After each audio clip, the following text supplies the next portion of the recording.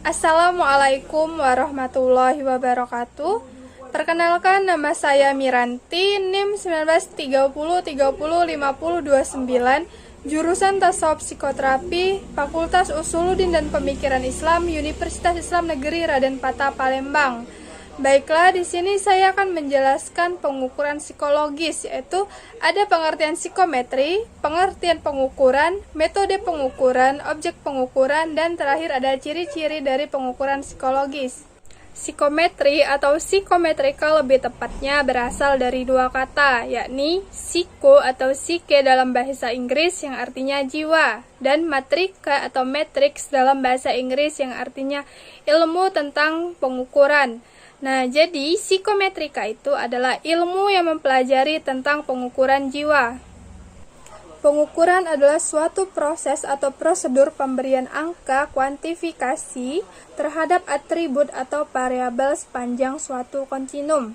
Kontinum itu ada dua. Yang pertama, kontinum fisik, contohnya tinggi badan, berat badan, dan lingkar kepala. Sedangkan kontinum kedua ada kontinum psikologis, contohnya kecerdasan, motivasi, kebahagiaan, dan kecemasan. Nah, di pengukuran itu juga mempunyai syarat-syaratnya, yaitu yang pertama ada objek yang diukur. Jadi kalau kita mau mengukur sesuatu itu harus ada objeknya. Contohnya berat badan. Yang kedua ada instrumen. Apa sih itu instrumen? Jadi instrumen adalah alat ukurnya, contohnya timbangan. Dan yang ketiga ada prosedurnya atau langkah-langkah dalam pengukuran, contohnya berdiri di atas timbangan. Dan yang terakhir skala pengukuran. Kan kita tadi mengukur berat badan, jadi skala pengukurannya adalah kg atau kilogram. Peer dan Bakaraj 2008 menjelaskan bahwa psikometrika sebagai sebuah ilmu lebih berfokus pada konseptual dan hubungan antara ide dan realita dalam pengukuran, bukan pada bilangan matematika dan aritmatika. Pengukuran masalah kejiwaan merupakan hal yang tidak mudah dilakukan. Kenapa tidak mudah dilakukan? Karena ia bersifat laten atau tidak bisa dilihat secara langsung. Misalnya kan kalau kita mau mengukur berat badan, kita bisa tuh melihatnya secara langsung.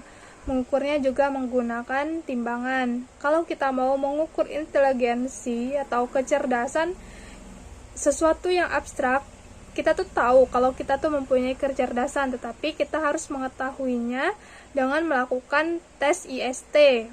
Nah, psikometri sangat penting peranannya dalam keilmuan sebagai ujung tombak pengukuran masalah psikis individu. Biar kita tahu nih, misalnya, oh IQ saya itu 135, berarti saya itu superior. Psikometri paling umum berkutat dengan alat tes terhadap atribut psikologis. Apa sih atribut psikologi?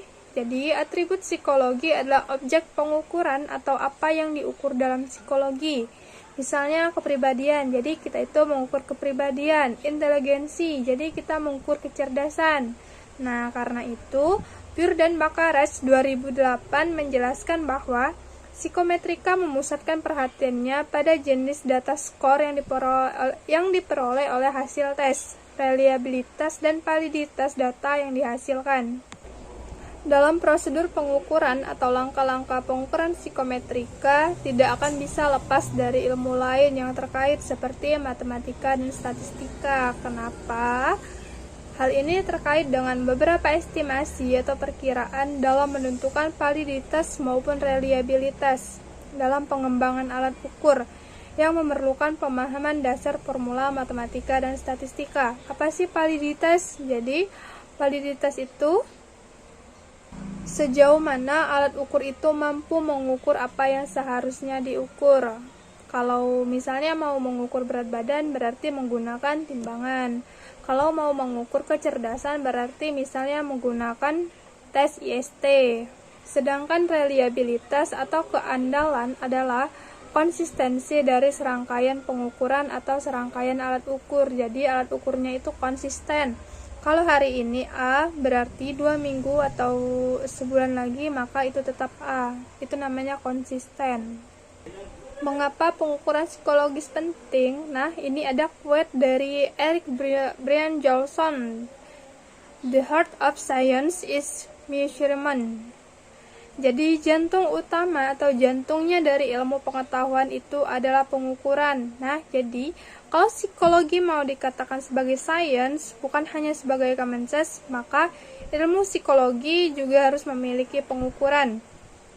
Jadi kalau kita meyakini bahwa ada perbedaan kemampuan penalaran antara satu orang dengan orang yang lain, kita harus bisa membuktikan berapa tingkat kemampuan penalaran antara satu orang dengan orang yang lain tersebut.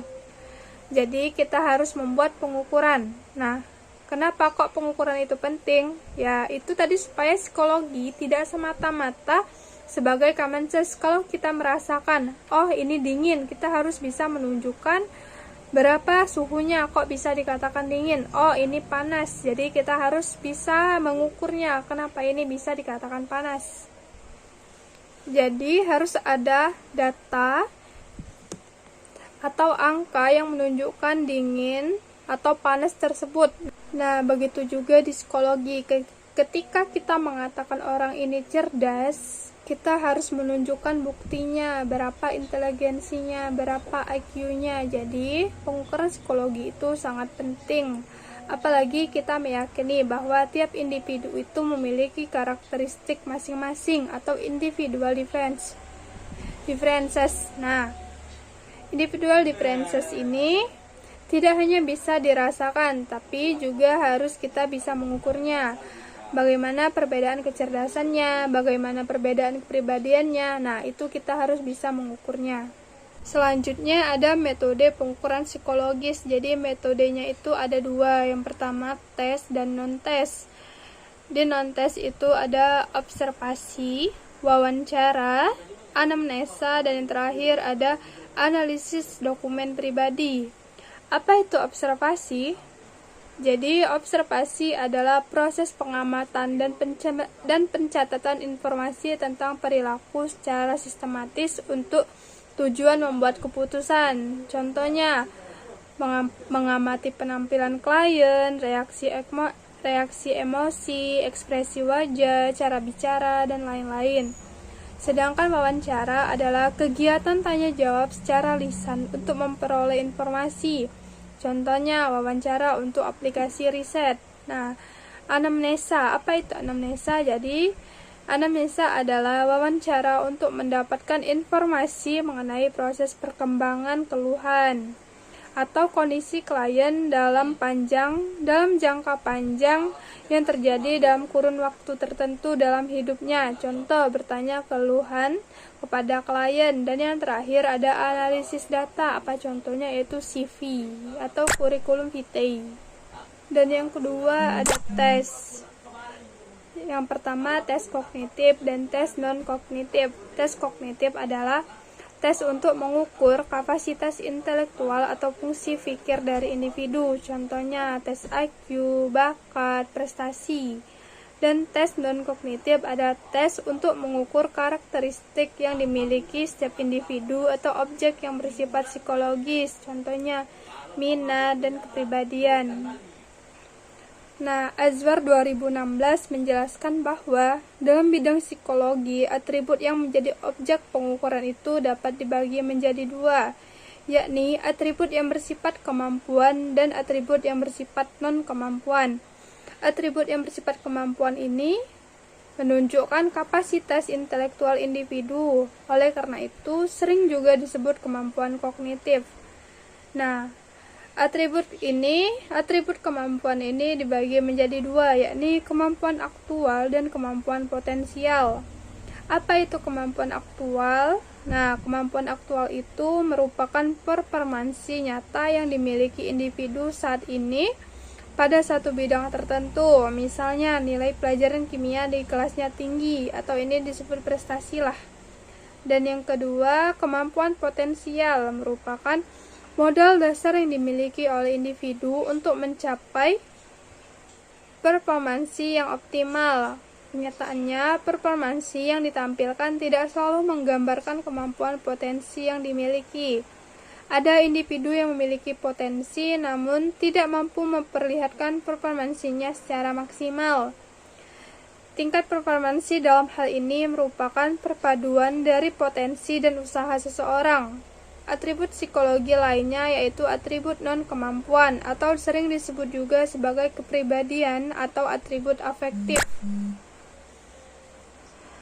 Dalam istilah umum, penyebutan alat ukur atribut kemampuan dan non-kemampuan itu berbeda. Kalau kemampuan disebut sebagai tes, sedangkan penyebutan alat ukur untuk atribut non-kemampuan disebut skala. Tes terdiri dari tes prestasi untuk mengukur kemampuan aktual, serta tes inteligensi dan tes bakat untuk mengukur kemampuan potensi. Valid tidaknya hasil tes yang diperoleh bergantung pada apakah individu tersebut benar-benar mengerjakan tes dan usaha maksimal atau tidak.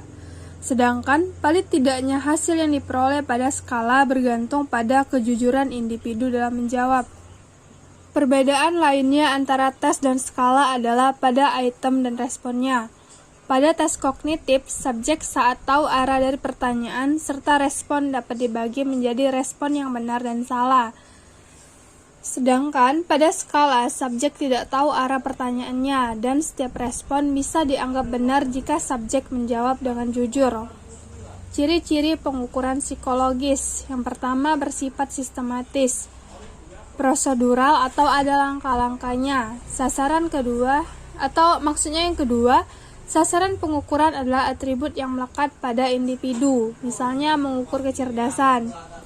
Yang ketiga, kita bisa menentukan alat ukurnya jika atributnya sudah bisa ditentukan, misalnya instrumen IQ. Yang keempat, hasilnya diwujudkan secara kuantitatif, maksudnya hasilnya bersifat angka atau skor. Untuk catatan, atribut psikologi bersifat laten atau tidak bisa kita lihat secara langsung. Jadi kalau kita mengukur panjang meja itu kelihatan mejanya. Jadi kita bisa tahu dengan menempelkan penggaris di situ, kita tahu panjangnya 1 meter. Tapi kalau mengukur psikologi, pengukuran psikologi itu tidak kelihatan. Inteligensi itu tidak kelihatan, kepribadian itu tidak kelihatan, kebahagiaan itu tidak bisa dilihat. Tapi bisa kita mengukurnya dengan cara apa? Dengan cara mengukur indikator dari konstruk yang kita ukur. Jadi, misalkan kita mengukur inteligensi, orang yang cerdas itu yang seperti apa? Ada indikator-indikator. Nah, indikator itulah yang dijadikan dasar dari pengukurannya. Maka pengukuran psikologi itu sifatnya tidak langsung. Item-item dalam alat ukur psikologis ditulis berdasarkan indikator perilaku dan jumlah terbatas. Respon yang diberikan subjek terhadap stimulus atau item dipengaruhi oleh variabel-variabel lain. Misalkan kita melakukan pengukuran kepribadian. Ketika settingnya ini di saat seleksi, misalkan seleksi untuk masuk perusahaan, bisa jadi individu meresponnya itu berbeda dengan kalau settingnya bukan seleksi. Misalkan untuk diagnosis, karena kalau seleksi akan dicari orang mana saja yang memiliki kepribadian yang diharapkan. Makanya respondennya juga bisa berubah sesuai dengan apa yang diharapkan oleh perusahaan. Nah, makanya dalam pengukuran psikologi itu selalu terkandung error. Jadi tidak pernah ada pengukuran psikologi yang tepat 100%. Interpretasi terhadap hasil ukur psikologi hanya dapat dilakukan secara normatif. Maksudnya seperti apa? Jadi kalau kita mendapatkan skor 30 dari 100, kita bisa mengatakan 30 ini rendah atau sedang atau tinggi. Itu harus membandingkan dengan orang lain yang diukur. Makanya dalam alat ukur psikologi ada norma. Nah, norma ini dijadikan dasar untuk melakukan interpretasi. Nah, tiap budaya, tiap daerah biasanya memiliki norma yang berbeda-beda karena tiap budaya, tiap daerah memiliki karakteristik masyarakat yang berbeda.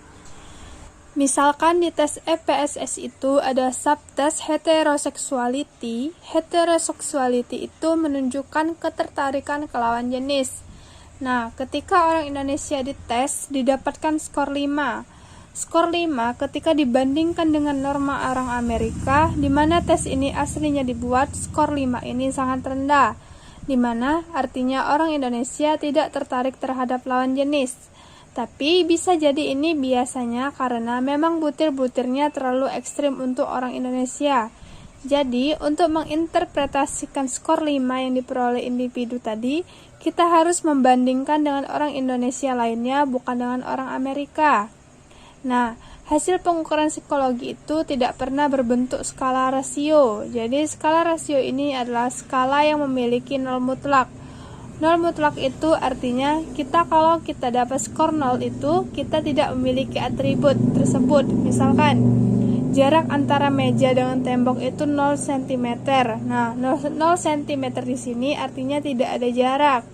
Nah, itu skala rasio, tapi kalau dalam pengukuran psikologi tidak pernah ada skala rasio. Baiklah, sekian dari saya. Jika ada salah kata, saya mohon maaf. Kepada Allah, saya mohon ampun. Takwa intelektual profesional. Wallahu muafiq ila aqwamit thoriq. Assalamualaikum warahmatullahi wabarakatuh.